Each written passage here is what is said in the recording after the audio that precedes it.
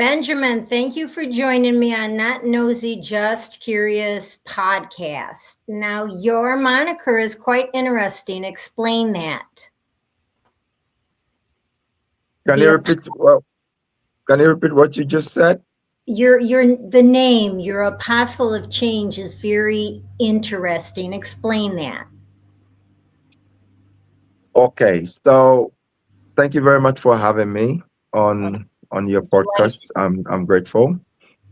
The name Apostle of Change came about as a result of when it comes to ministry, I'm called into the apostolic ministry. When it comes to ministry, however, I believe in change. I believe in transformation. I believe that God has called me to influence change, practical change in people's lives and in also relationships. And so that is it. That is what inspired the name the Apostle of Change. And your platform is change is good. Yeah, my platform, I've always stood for change. When I was even running my church, the name of the church was Changing Lives Chapel. So I've always believed in change. I've always believed that I stand for change. I stand to provoke and to bring transformation. And so my platform is all about change. And even in my books and everything I do is to inspire positive change and positive transformation. But how do you Benjamin, how do you nudge people into changing? Because changing is so crippling so often. People are afraid of the change. Status quo becomes very comfortable. How do you nudge them into change? Change it's change is not easy No. because like I said, people feel comfortable in their comfort zone. And so for me to provoke change, I provoke mindset shifts.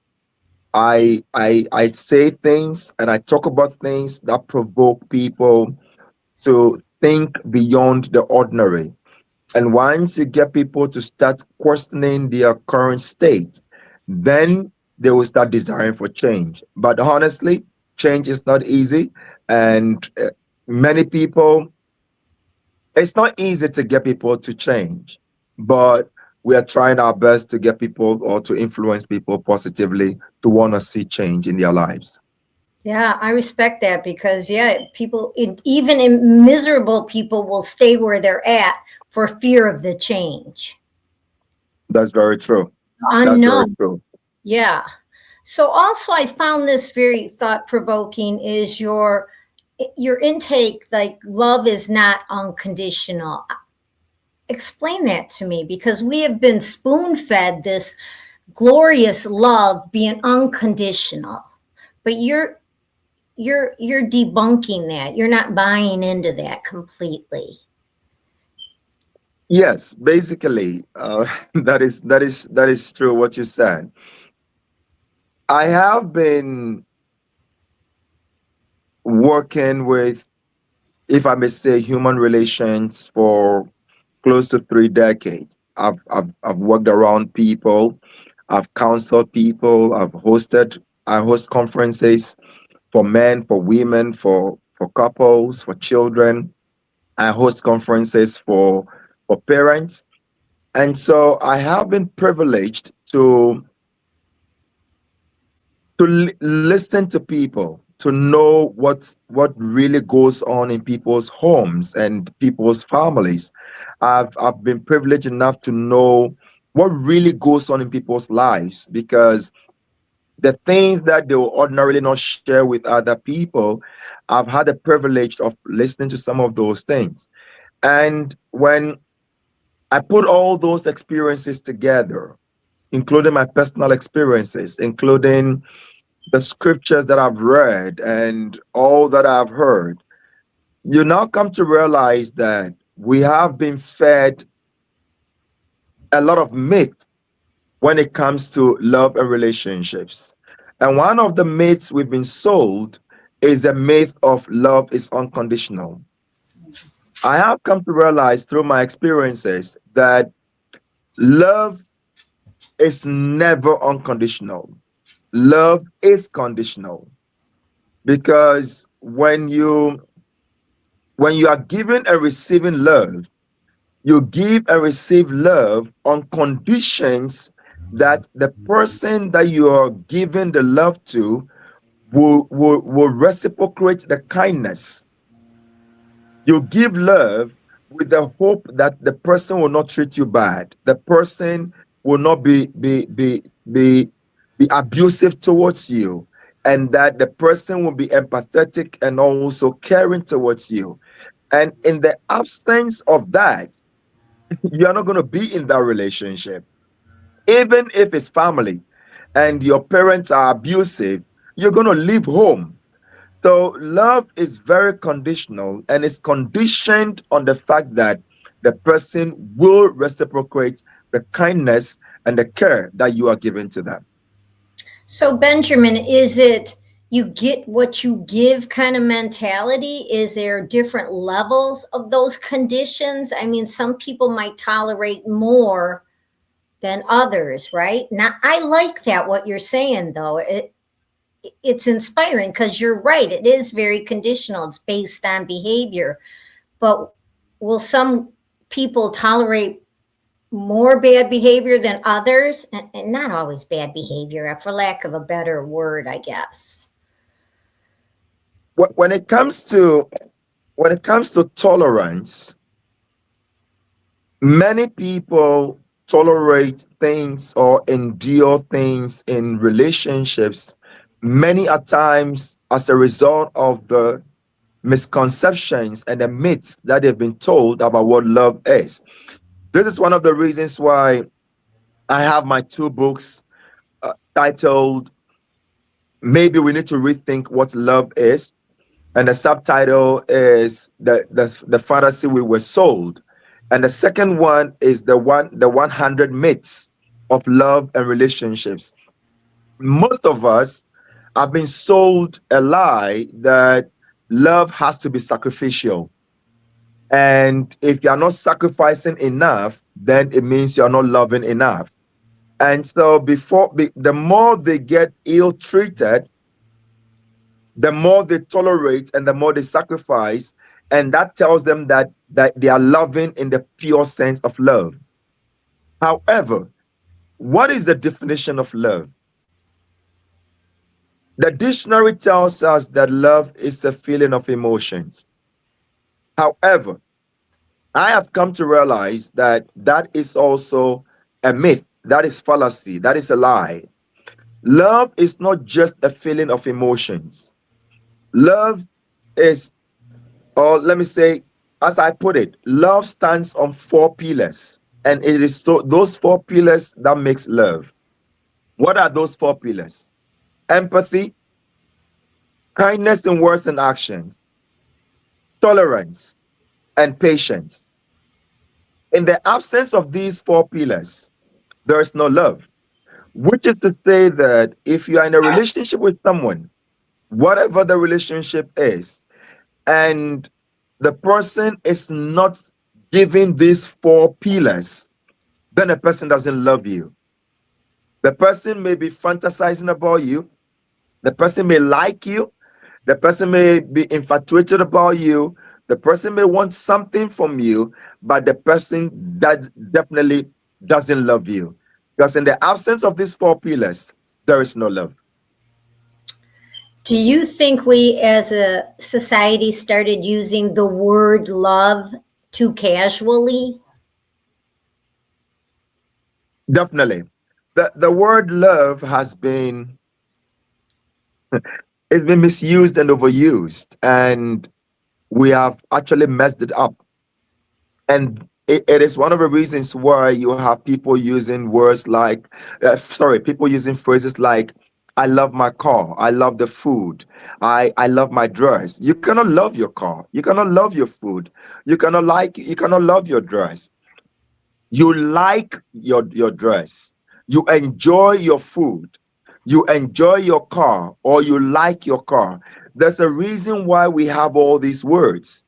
But because of the misconceptions and misinterpretations of what love has been reduced to next to nothing.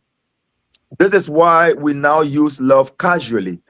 So even when someone wants to have sex with you, they tell you I love you. Even when someone is lusting after you, they tell you I love you. And this is where I also wish to correct a notion. We don't have love making. Love making is when you are exhibiting patience, tolerance, kindness, and empathy. That is love making. When you are having sex, you are having sex. When you are romancing, you are romancing. Romance and having sex is not love making. That is powerful, Benjamin. I mean, you really made me think, because I think I treated love very topical. And to hear you say, no, that's a fallacy. It is conditional. That's powerful. I mean, that's thought provoking. How do you how do you get that through to people? I mean, we have been spoon fed the unconditional love for so long, many, many years, and you're trying to get people to think about it differently. What a challenge that is for you. It's not easy. It's not easy. It's not easy at all. It's not easy because people are stuck in what I call their default settings. The default setting is as a result of what we have been sold from childhood, how we were raised, where we were raised, what we were raised with. So you realize that someone in the United States behave differently from someone in Africa because of our orientation, how we were raised and what we were raised with. In the same way, growing up, we've been fed a lot of misconceptions. And because people don't know the source of these misconceptions, they see it as nature, as natural. Some even associate it to God. It's coming from God. It is the work of God. When in actual fact, it is their orientation. It is the misconception that they were raised with. It has become a default setting. It's not easy to change the default setting. This is one of the reasons why I also appreciate platforms like this, where we get to propagate the gospel, because faith comes by hearing. The more people hear, the more they would want to change. But if they just hear it once or twice, then we cannot see the change that we're looking for. But the more we propagate the gospel of truth, which is to say that love is conditional, because you are not going to be in a relationship where the person treats you bad. It doesn't matter what the relationship is. And let me also correct this anomaly. We don't have different types of love. Love is one. I've heard people talk about, of course, I've also talked about it when I was young. We have the filial, we have the eros, the agape, the storge, and all that. For me, all that is gibberish. Love is one. We have different types or kinds of relationships. So you have friendship, you have family, you have husband relationship, father-child relationship, mother-child relationship, siblings relationships, external family relationships, and all that. However, love is one. And love is one because irrespective of the relationship, the fundamental requirements of love does not change. Benjamin, do you think the pivotal point is to love yourself? We're hearing a lot of this: love yourself, and then you can love others. I mean, Is that a bunch of, as your word, gibberish also? To some extent, the first step to loving and loving correctly is understanding what love truly is. Because once your viewpoint is wrong, your point of view will definitely be wrong. That's And an I usually give the analogy of the 6 and 9 analogy. When you are standing on the east side and you are seeing 6, whilst I'm standing on the west side, I'll be seeing a 9. And we will argue till the cows come home because you are seeing a 6 and I'm seeing a 9. So I'm seeing a 9 because of my viewpoint, and you are seeing a 6 because of your viewpoint. So are we both wrong? We are both wrong and right at the same time because we are arguing based on our viewpoint, not necessarily based on what the factor is. So what do we do? In order to understand each other and to stop the argument, we need to now alternate. I go to the east side, you come to the west side, and then try and see things from my point of view. Then you will understand why I was saying it's a 9, and I will understand why you were saying it's a 6.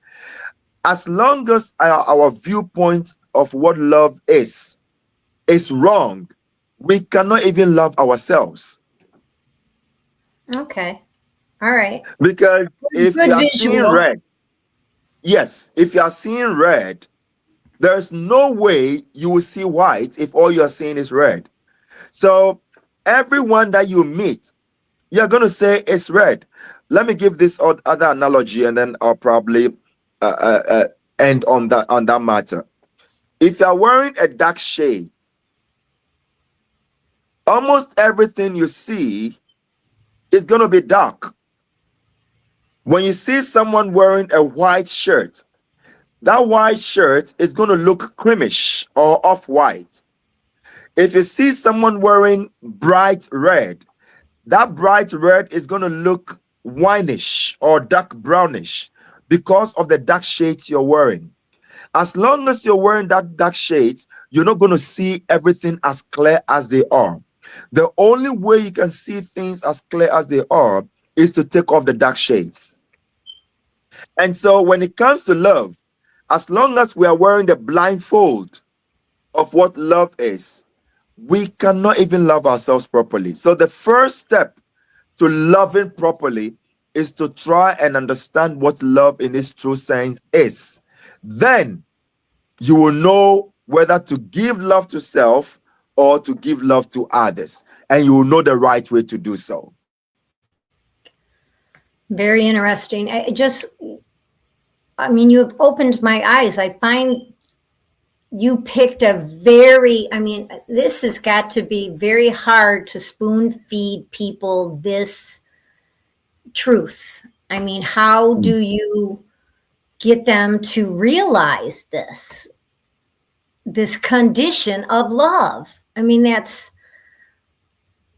profound. And if they don't get to hear your dialogue on it, then they're not going to understand it.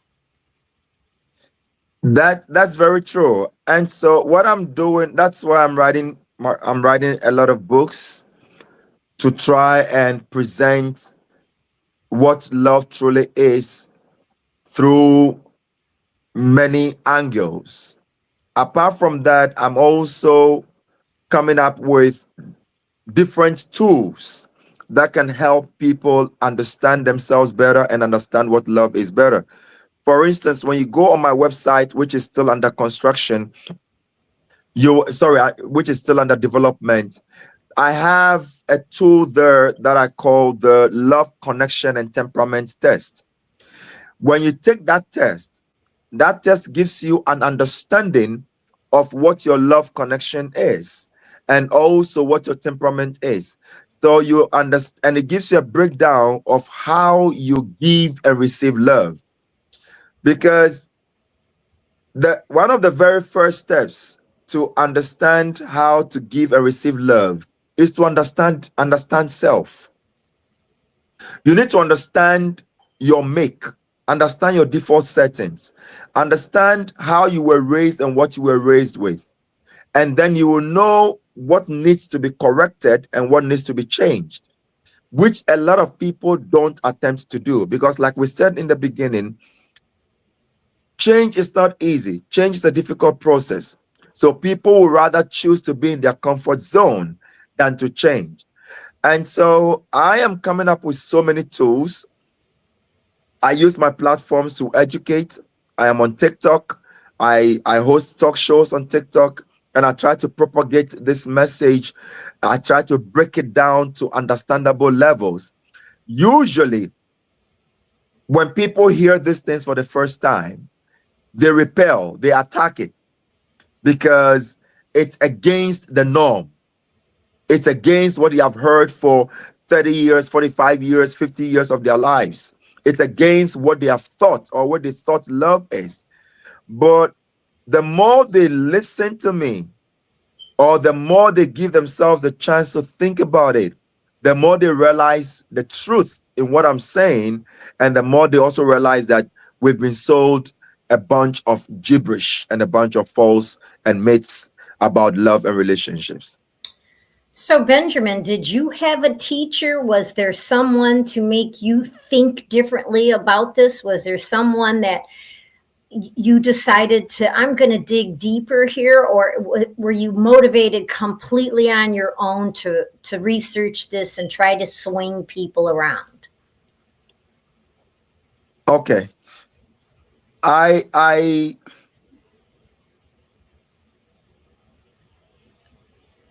I'm not the type of person who follows the status quo. I question the status quo. I challenge the status quo.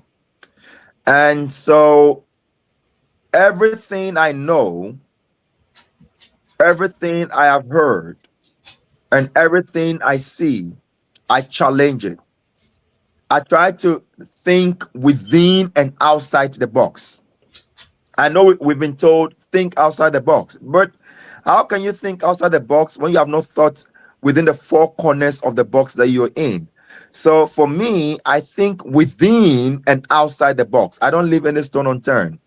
And so for the past couple of years in doing ministry, preaching, and all that I've been doing, I've been questioning these realities that have been sold. And the more I question these things, including the scriptures, the more I find fundamental truths that have been hidden from us. And these are realistic truths. These are not fabricated truths. They are not exaggerated truths. They are the realities of life. Why am I saying realities of life? One of the very common arguments of unconditional love is the love between a mother and a child. However, the love between a mother and a child is not unconditional. The love between a mother and a child is conditioned on the fact that that child is her child. She carried that child in her womb for 9 months and birthed that child. The love she gives to her child, she will not give to any ordinary child on the street. She may be kind to a child on the street because she's a mother. She may be empathetic to a child on the street because she's a mother. But the love she gives to her child, she will not give that love to another. Why? Because that is her child. So the love she's giving to her child is conditioned on the fact that it is her child. That is that is great. But do you get a lot of pushback? I'm sure you get a lot of people that challenge you. But that I do. example right there is that's a fact. I mean, simply put, that's a fact. But you I must do get get a lot of pushback. challenged. Yes. I do get a lot of pushbacks. However, I'm used to it. I'm used to it. I don't get angry. I have come to understand people's default settings. And I have come to realize that the things I say are uncomfortable. And this is another fact. People say they want the truth, that people don't want the truth.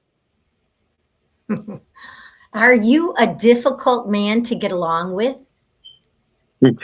Not at all. I'm actually a very easy person to get along with. I'm a very loving and empathetic person. I am one person who will go the length and breadth of the world for the people who are close to me, especially, and even for other people. I stand for humanity. I do charity. I have kids in Kenya that I support. I have kids here in Ghana that I support. Their families I support. I have adopted kids. So I'm a very easy person to get along with. However, when it comes to life,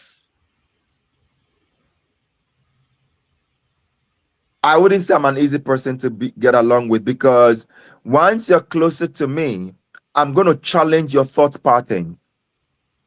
I'm going to inspire a mindset shift. And the reason is because the CPU, the central processing unit, the controlling unit of our body is our minds. We are controlled by our minds. And so what you have in there determines your actions, determines your behaviors. And so once you're closer to me, or once you're within my circles, I'm going to challenge what is in there. I'm going to get you to question your thoughts, to question your belief systems, to question your patterns. And so I don't have friends because I sound controversial in many cases, because I don't follow the status quo. I don't follow the norm. I don't do it just because everybody says it. I don't do it just because that's what everybody does. I do it because that is what has to be done. Even if I'm going to be against the whole world, that's fine. As long as I know that that is what has to be done, that is what has to be done, and not what everybody is saying has to be done. Okay, so you try to get people to rewire their default system. Exactly. And like you said, Because I'm sorry, the, go the ahead. default setting is the problem, not the person. Let me give you a practical example. An American is raised in a liberal society to feel that I can do anything and I can become anything. And so an American gets up in the morning and he feels powerful. Even when he doesn't have money in his pocket, he feels that I am an American. And the fact that I am an American, I am superior. That is a default setting right from childhood. You come to a place like Ghana. For those of us who were raised, in the millennials, if you put it that way, we were not allowed to speak our minds. So a lot of us were timid. You see a 25-year-old woman, a 25-year-old man, and they cannot even think on their own. They're still naive. Why? Because of how we were raised, our default setting. So you put an American and a Ghanaian together, and the difference is wide. Why? Because of how we were raised. And it is something that a lot of us don't question. A lot of us don't realize that how we think and how we behave is a programming. We have been programmed by our society. We have been programmed by our environment. We have been programmed by our belief systems, by the religious. But let me not even say religious. We have been programmed by the affiliations that we join, be it religious or otherwise. And so many of us are not our own people, because we don't get to question our behaviors. But we've been programmed by our society. That is why an American thinks differently from an African. An African thinks differently from an Asian because our society programs us, and that is our default setting. Okay. All right. That's fair. Yeah. Do you believe in the you can be whatever you want to be mentality? Is that a default setting of an American?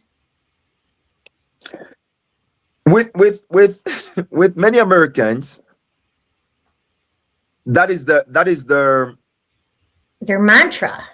If you that want it, yes, you, that is the ideology they've been sold, that yes, you can be anything you want to be with some as hard long as work. you want.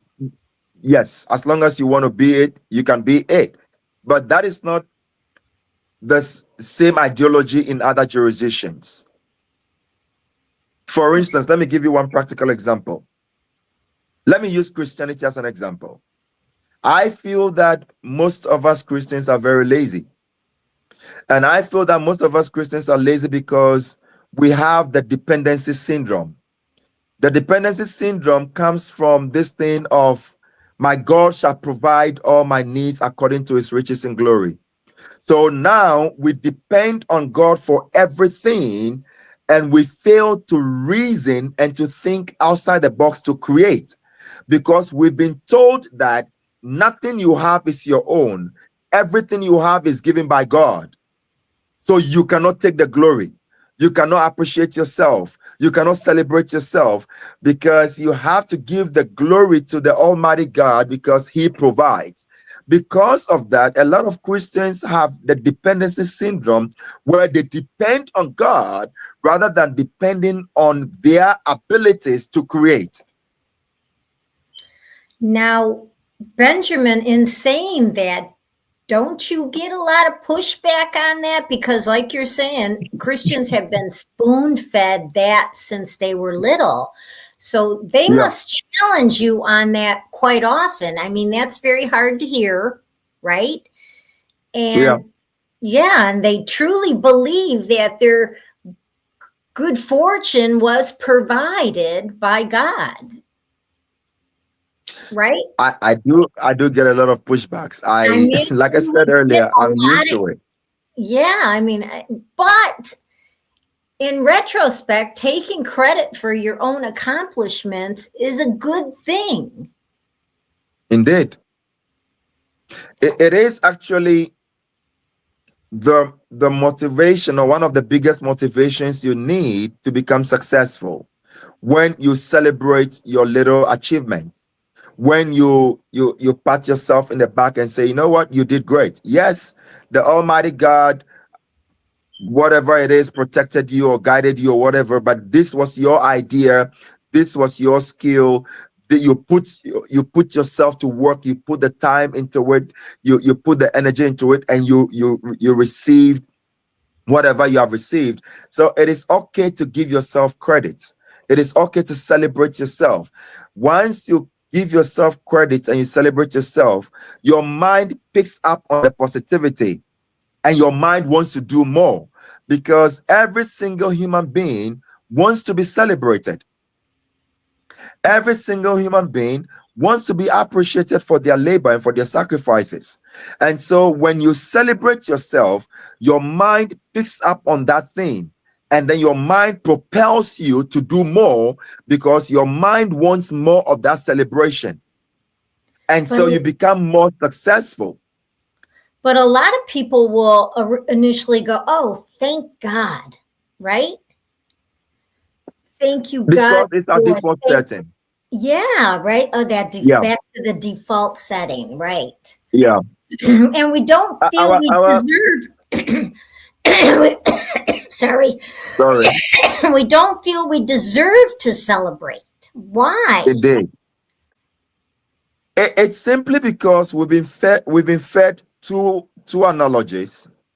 Number one, if it's good, then it's coming from God. If it's bad, it's coming from the devil. You are not in the equation. That's If okay.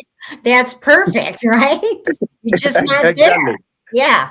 A- And so because of that, a lot of us even fail to take responsibility for our actions because it's not our own.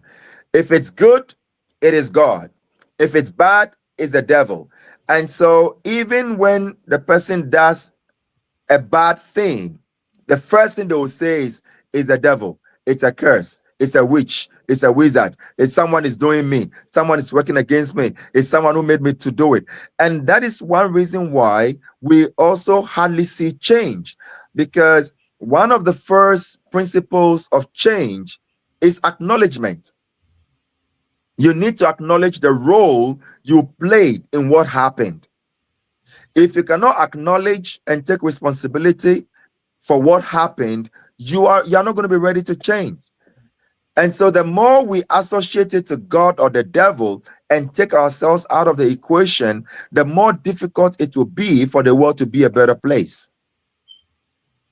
I agree. So your whole platform, basically, and I'm not trying to simplify this, Benjamin, is change. Change Exactly. and to be present in your life and try to rewire the default. 100%. To be an agent of change. Yeah, yeah. The apostle of change you are. Exactly. Well, this was riveting for me and very, very thought provoking. And I think the things you said, I will work on, trying to endorse in my life. You're quite captivating, Benjamin. Would you do this again with me? I'll gladly, I'll be very happy to. Oh, thank you. Because your other two pivot points are very interesting also. I'd love to hear what you have to say about parents. So can we revisit that? Yeah, I'll be very glad to do so because I'm very, very passionate. I'm very passionate about parenting. I'm passionate about parenting because I believe that a parent is a master crafts person, a master craftsman. I want to hear The more. master craftsman who shapes the destiny of a person and shape the destiny of society and the world. And so once a parent fails once a parent fails at his or her work, it could become disastrous for the society and to the world. And that is also something that a lot of us don't realize, that as a parent, let me say this one that is going to sound very controversial. As a parent, you are your child's God. That will need some explaining. So Yeah. I really want to visit that again. So I'll be touching back with you if you don't mind. I would love to talk some more. I found you very, yeah, you made me think, and I like that. I like that condition of love. I mean, that is it in a nutshell, and we need to push away all this fabricated beauty stuff that Prince Charming and all the wonderful, because it's not like that. Yeah, I Yeah. liked it. Thank you, Benjamin. You've given me a lot to think about. I appreciate it, and we'll talk again. I want to visit that parent issue. Thank you So very you'll much be for hearing having me. from me. You'll be hearing from me. Thank you. And we're Thank going you to too. close. We're going to say Okay. goodbye. Bye bye, Goodbye. Benjamin. Goodbye. Enjoy. Bye. Bye.